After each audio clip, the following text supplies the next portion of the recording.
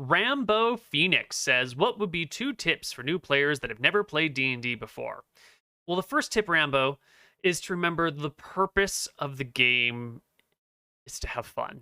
I know that sounds so dumb and so trite and so obvious and so like, yeah. But it's something people forget. People get caught up in the rules. People get caught up in the success of the game. People get caught up in the life or death of their characters. And you absolutely should get caught up in all of that.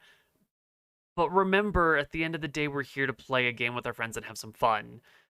And we shouldn't let the rules of the game get in the way of that. If you build a D&D character and you're like, my character would never do this thing, I can't do it, but like, you need to do it for the storyline. Well, unless you can find a way to make it fun that your character's not doing it, you might actually just be making it hard for everyone else to enjoy the game. So don't be such, not saying that you are this way, but this does happen to players. It happens to me. It happens to everyone from time to time. Don't be such a prima donna. Don't be so caught up in like your character's identity and doing it just perfect that you get in the way of everybody else having a good time. Don't be that person. Do be the person who sees someone else does a cool thing and like joins in with them or riffs on it and like alters your character to fit that situation because it's fun. Do the things that are fun, right? That's rule number 1 of D&D is have a good time. What's another good tip for players that have never played D&D before? Yes. Describe your character's action in as much detail as possible. So you could say, like, I fight the kobold. Or you could say, I take my 2-handed axe and I bring it over my head and down on top of the kobold. Both of them are describing an action. They're both saying you're making an attack. They're both giving you the same, like, information to the DM that you are going to roll an attack roll against the kobold. But one of them is boring and one of them is fun. So describe your actions, all of your actions. It doesn't have to just be combat. It doesn't have to be like describing each and every blow every second of the time. But it could be like, oh, we got to go to the blacksmith shop. All right, I'm going to get my ass to the blacksmith shop as fast as possible. In fact, I'm going to leave my bag here at the tavern because I got to get there like right now before anyone else does. You know, give that sort of extra description. You go over to the bar to get a drink. Do you walk? Do you saunter? Do you stroll? Do you hurry? Do you get caught in conversation along the way? Are you focusing directly on the bartender because you need their attention right now? Describe your actions, even the dumb ones, even the mundane bullshit, stupid stuff that doesn't matter. You know, the DM says, what does the party want to do? And the party's like, yeah, let's go to sleep. And you can be like, yeah, I think my character's really exhausted after this day. I'm going to curl up in my bed, get a nice cozy sleep, pull my hood way up and over and down on me. And I'm just going to like pass out, you know, in the woods as best as I can. Give yourself as much detail and description as possible.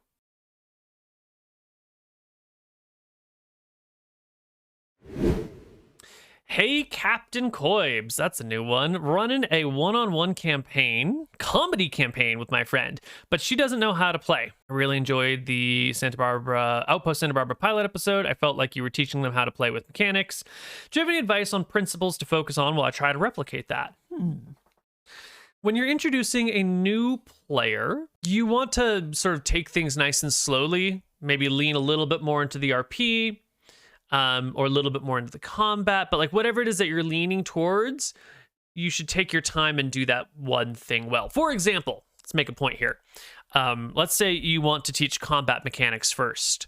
You would start with a simple combat encounter, one that they're not going to die if they are really, really bad at it, and one that allows them to understand what's happening. So maybe the combat encounter is a skeleton on the road. The person is walking into town. You don't start in the bar this time for some reason. They're walking into town and there's a skeleton on the road. And maybe it's like, you know, one of its arms is chained to a bench or something, so it can't really get too far away. And so it's sort of stuck here. And that way you can say it has like penalties to attack or disadvantage to attack or whatever. Or maybe it's just a free roaming skeleton. And then you could let the person engage in combat with that skeleton.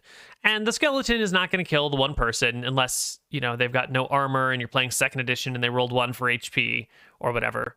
It's a low threat level. But you can take your time with the single encounter and let the skeleton does this. it makes an attack. It just walks up to you and makes an attack roll to hit you. And this is what it rolls. And then we're going to compare this to your armor. And we can see that it hits you, and so it rolls this for damage. It's your turn. What do you want to do?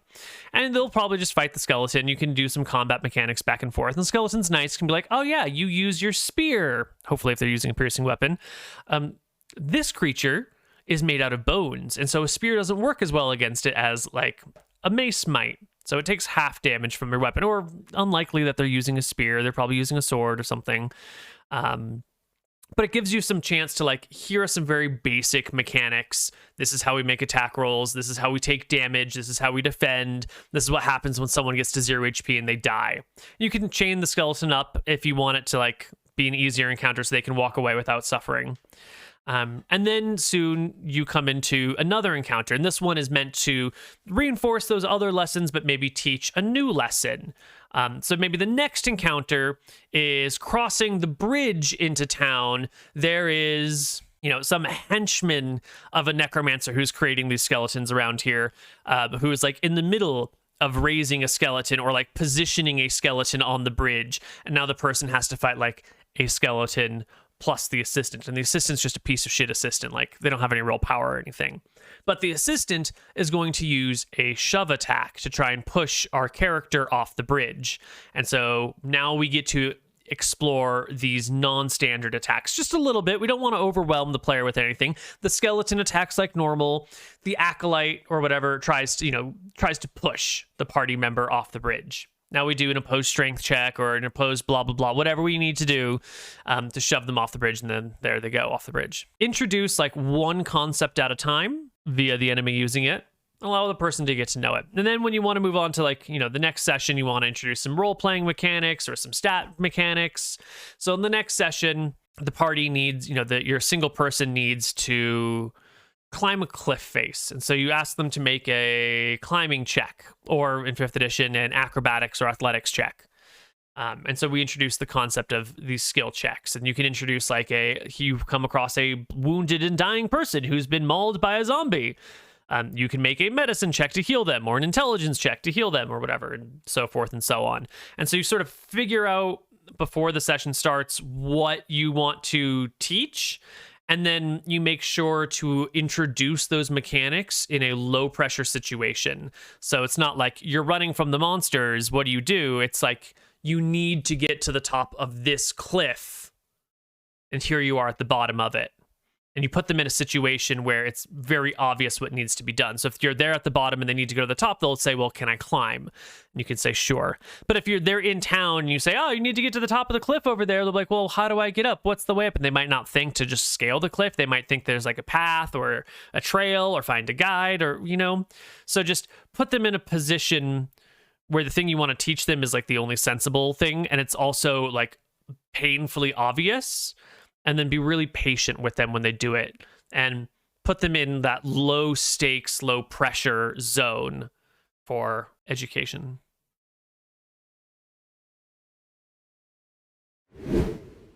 Next question is from Voltaire. How would you approach a system like 5e as a new player? I learned about 2e from your campaigns, but 5e feels a bit overwhelming to me with all of its variations. Yeah, so 5e on the outside, it might look very complicated, but very quickly you're going to realize that it's all very similar and very formulaic. At first level, all characters are going to have a +3 to hit and roll d8 +3 damage, unless you're a spellcaster using a cantrip, and then you're going to roll at +3 and you're just going to do a flat d8. So everyone's basically going to be the same, all up and down. When you're approaching a new system and you want to figure out like how it works, the first things to really look at are going to be the skill checks and some basic world interactions. Like, what does a combat round look like? Okay, you can move a number of squares equal to your speed. Cool. Or I guess in 5e, your speed is 30 and each square is 5 feet. So, 30 divided by 5 is 6. Pretty easy right there. So I would look at how movement works. I would look at the combat round, like what does it mean to take an action? What are the different types of actions? 5e has bonus action, move, bonus, and free action. But essentially, that's basically the same as 2E, where you can take an action and you can move, and then 5E has this like little bonus action on the side, which only applies in a few very specific situations. 90% of turns don't have bonus actions taken on them until you like climb higher, and then you've got a million abilities. So yeah, look at skill checks, look at the combat round, look at basic world interactions if there are any.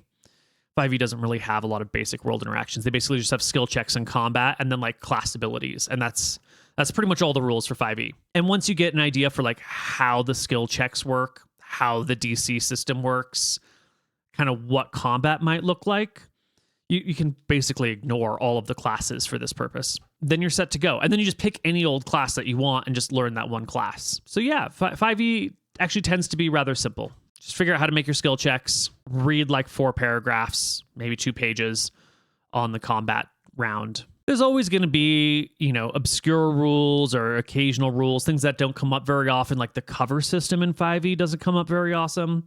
For 5e, you might want to learn about like how advantage and disadvantage are created, but they're pretty straightforward. I think it's one of those things that will look more complicated from the outside, but then once you've played like 5 sessions of 5th edition, you're like, oh, I actually did learn everything on the first session, and then the second session was just a reminder of all the rules, and by the 3rd session, I had more or less got it figured out, and by the 5th session, I know enough to know that I'm not actually missing that much.